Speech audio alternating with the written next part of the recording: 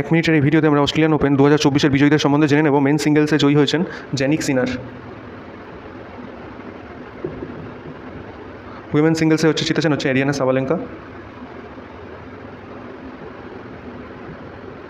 Men's ডাবলসে জিতেছেন আমাদের ইন্ডিয়ার রোহন বোপান্না এবং ম্যাথিউ এবডেন। এটা কিন্তু খুবই ইম্পর্টেন্ট প্রশ্ন যে কোনো এক্সামের জন্য। এবার হচ্ছে উইমেন্স ডাবলস। উইমেন্স ডাবলসে জয়ী হয়েছেন সেই সু ওয়েই তাইওয়ানের আর এলিস মার্টেন্স।